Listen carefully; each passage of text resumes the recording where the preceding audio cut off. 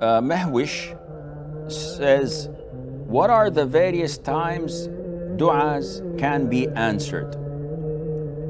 Well, Allah Azza wa Jal is close to us, and He responds to whomever makes dua, even to the disbelievers.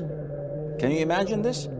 If a disbeliever, a kafir, makes dua, especially when he is in distress or someone has wronged him, Allah responds to him. The times of dua are so many, and it would not be sufficient for us to mention them, but I'll just give you a small hint. The dua on Laylat al-Qadar, the night of decree in Ramadan, the dua is answered. But before I continue, there are 3 types of answering dua, and we've mentioned this so many times before. So if I say, oh Allah, cure my illness, Allah can cure my illness, or Allah can deflect something equivalent to curing my illness.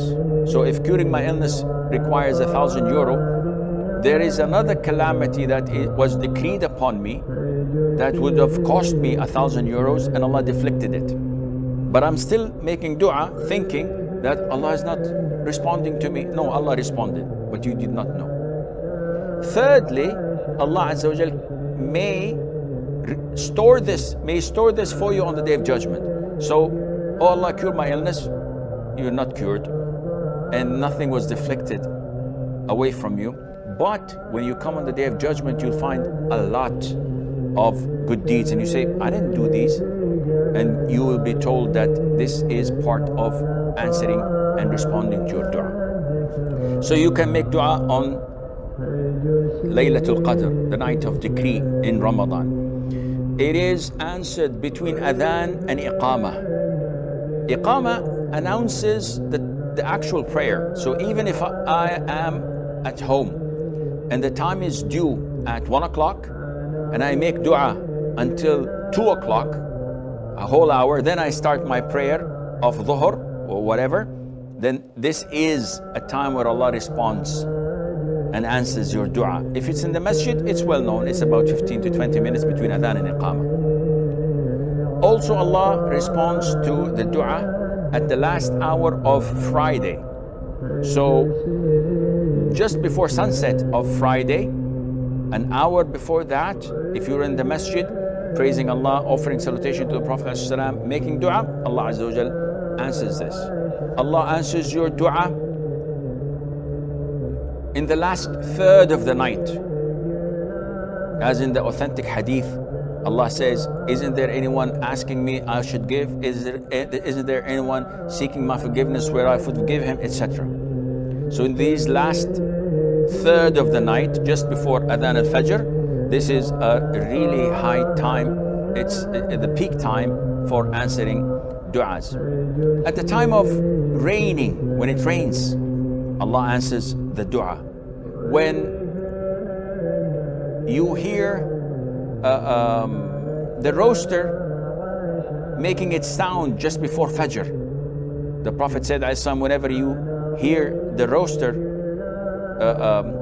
praying or making its sound, then ask Allah from His grace, because it has seen an angel. So it's a time of dua. Also at the end of fard prayers and also volunteer prayers. But the hadith stated clearly that at the end of fard prayers, dubur as-salawat al-maktuba. And this is what made some people think that the hadith refers to after the fard prayer. And we've said this so many times, that the hadith is understood in the light of other hadiths, where the Prophet told us ﷺ that after offering salutation upon the Prophet ﷺ during salat and before salam, before concluding it, this is time of dua, where Allah answers those who call Him. not after salam, because after you finish your prayer and conclude it, it is time for dhikr, as Shaykh al-Islam Taymiyyah and Ibn al-Qayyim had chosen. Also among the favored places of dua is when you are in sujood. The Prophet had said, the closest you are to Allah while you are in prostration. So choose whatever you wish. It is worthy of Allah Azza wa Jal answering you. And this, of course, as we've also mentioned before, just reminders, that is within the salat. Nowadays there's an innovation, a new trend. After Fajr prayer, after it's concluded, people are making dhikr. After 5-10 minutes, all of a sudden you see people prostrating. They're not in salah, and they prolong their prostration. After finish, my friend, come. What were you doing? He said, this is prostration for dua. I said, but you're not praying. He said, yes, this is a separate prostration. This is haram. This is innovation. It's not acceptable. You have committed a grave sin. Others repeat this on and say that this is prostration of gratitude, of shukr. And again, this is an innovation.